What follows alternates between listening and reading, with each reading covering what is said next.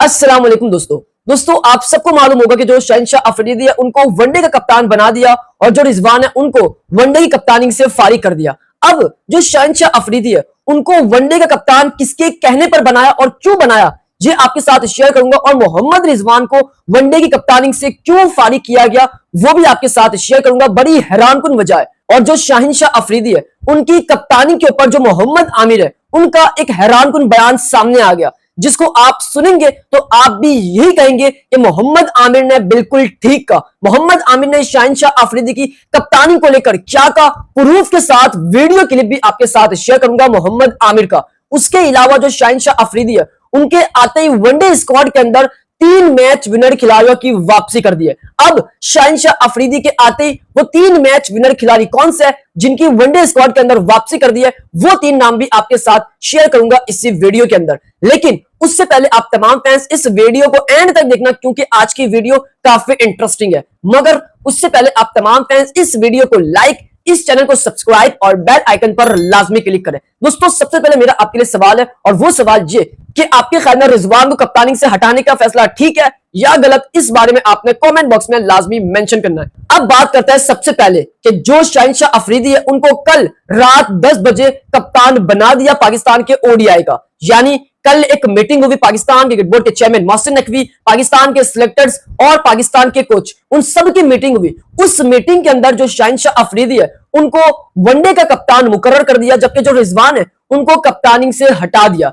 यह खबर मैंने आपको 2 दिन पहले बता दी थी कि जो रिजवान है उनकी कप्तानी खतरे में और उनकी जगह नए वनडे कप्तान शहनशाह अफरीदी आने जा रहे हैं, और आज वो सच साबित हुई। मतलब सबसे पहले बात करते हैं कि जो शहनशाह अफरीदी है उनको वनडे का कप्तान किसके कहने पर बनाया और क्यों बनाया। दोस्तों आपको याद होगा कि जो शहनशाह अफरीदी है उनको एक T20 सीरीज के अंदर कप्तान बनाया और उसके बाद उनको कप्तानी से हटा दिया। क्यों हटाया? उस वक्त यही कहा गया था मोहसिन नकवी से कुछ सिलेक्टर्स ने कि जो शहनशाह अफरीदी है वो एक फास्ट बॉलर है और फास्ट बॉलर कभी भी कप्तान नहीं बन सकता। अब जो मोहसिन नकवी है उन्होंने ये कहा कि भाई फास्ट बॉलर कप्तान क्यों नहीं बन सकता, तो कुछ सिलेक्टर्स ने ये कहा कि जो शहनशाह अफरीदी है उनको हर मैच नहीं खिलाया जा सकता क्योंकि वो फास्ट बॉलर है और फास्ट बॉलर को वर्कलोड मैनेजमेंट के तौर पर आराम दिया जाता है, इसलिए शहनशाह अफरीदी को T20 सीरीज के अंदर कप्तानी से हटा दिया। तो अब शहनशाह अफरीदी को किसके कहने पर कप्तान बनाया? वनडे फॉर्मेट के अंदर जो फास्ट बॉलर है उनको असल वर्कलोड के नाम पर जो है वो आराम दिया जाता है, लेकिन शहनशाह अफरीदी को बड़े फॉर्मेट के अंदर ओडीआई फॉर्मेट के अंदर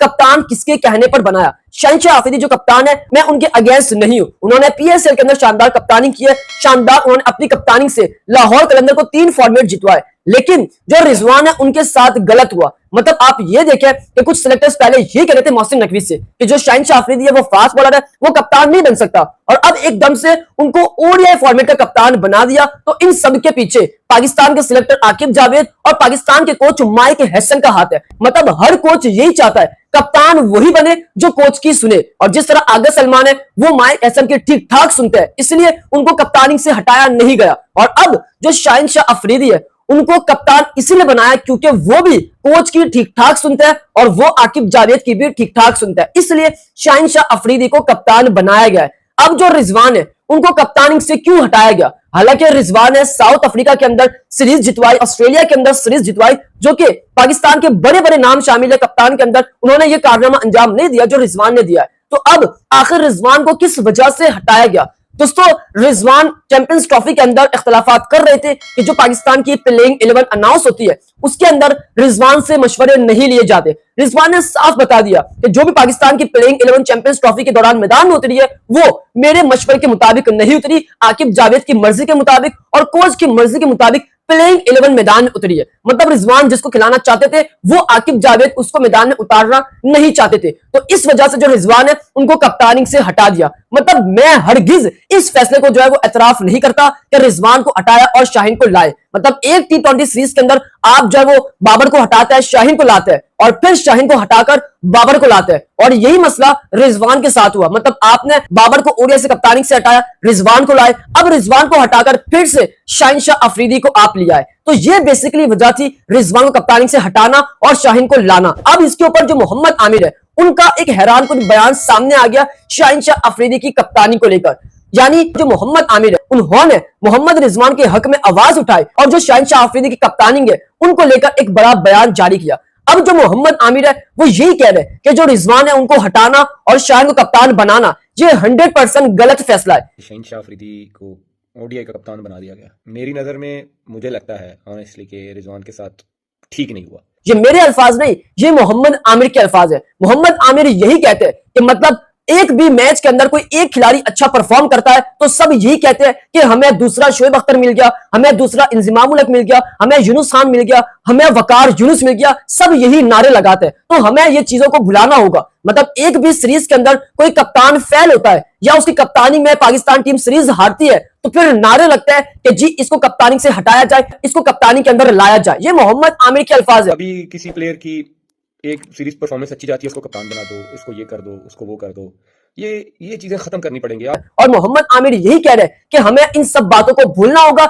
इन सब चीजों से हमें हटना होगा। हमें एटलीस्ट कप्तान को 2 से 3 साल देने चाहिए। मोहम्मद आमिर यही कह रहे हैं कि कप्तान को 1-2 सीरीज के अंदर जज नहीं किया जाता, बल्कि जो कप्तान होता है उनको एटलीस्ट 1 से 2 साल लगते हैं। अब हमारी टीम के अंदर ऐसा कोई कप्तान नहीं है जिसको सालों साल पाकिस्तान के कप्तान के अंदर रखा गया हो। हर आए दिन जो कप्तान चेंज होता है। मोहम्मद आमिर ने यही कहा कि हर 4 महीने बाद आपका कप्तान तब्दील होगा, आपके खिलाड़ी तब्दील होंगे, आपके कोच तब्दील होंगे और आपका बोर्ड तब्दील होगा। तो यही चीजें पाकिस्तान टीम की असल हार की वजह है। आपकी टीमें ऐसी नहीं बनती, हर 4 महीने के बाद कप्तान आप चेंज कर देते हैं। यानी आप देख लो जो इंडिया के ओडीआई कप्तान है शुभमन गिल, उनको अभी से अनाउंस कर दिया कि यही 2027 तक वर्ल्ड कप के कप्तान होंगे। तो फिर आप लोग ऐसे फैसले क्यों नहीं करते? आप अपने कप्तानों को ऐसा क्यों नहीं कहते कि भाई साहब आपकी कप्तानी खतरे में नहीं है, आप इस वक्त कप्तान है? ये मोहम्मद आमिर के अल्फाज है। यानी मोहम्मद आमिर यही कह रहे हैं कि भाई साहब रिजवान के साथ गलत हुआ, उसको एटलीस्ट 2027 तक रखना चाहिए। और मैंने भी कहा था कि जी जो मोहम्मद रिजवान है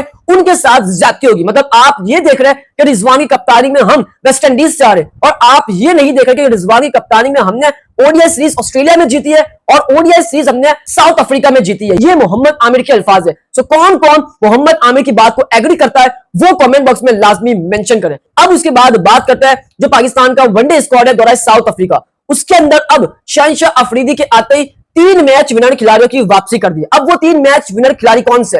वो 3 मैच विनर खिलाड़ी सबसे पहले फखर जमान है। यानी फखर जमान आपको याद होगा वो लास्ट सीरीज के अंदर वेस्टइंडीज के खिलाफ स्क्वाड के अंदर शामिल थे, मगर फखर जमान इंजरी के बाइस सीरीज से आउट हो गए। बट अब जो फखर जमान है वो 100% फुली फिट हो चुके हैं और वो साउथ अफ्रीका के खिलाफ आपको वनडे स्क्वाड के अंदर नजर आएंगे। अब उसके बाद जो दूसरा मैच विनर खिलाड़ी है वो कौन है? दूसरा मैच विनर खिलाड़ी यानी जो मोहम्मद हारिस है, उनको वनडे स्क्वाड से फारिग कर दिया है। मतलब मोहम्मद हारिस को लगातार टी20 वर्ल्ड कप 2024 के बाद इतने मौके मिले मगर उन्होंने उस तरह से परफॉर्म नहीं किया। तो अब यही फैसला किया है कि जो मोहम्मद हारिस है उनकी ओडीआई के अंदर जगह नहीं बनती, ओडीआई के अंदर रिजवान के बैकअप में किसी अच्छे विकेट कीपर को लाया जाए। अब उसमें ना साहिद फरहान है और ना ही मोहम्मद हारिस है, बल्कि उसके अंदर हसीबुल्लाह खान का नाम सामने आया। यानी दूसरा मैच विनर खिलाड़ी हसीबुल्लाह खान जिसको शामिल किया जा सकता है क्योंकि हसीबुल्लाह खान एक लंबी इनिंग खेलना जानता है और लिस्ट ए के अंदर उसकी शानदार परफॉर्मेंस है। सो इसलिए जो दूसरा मैच विनर खिलाड़ी है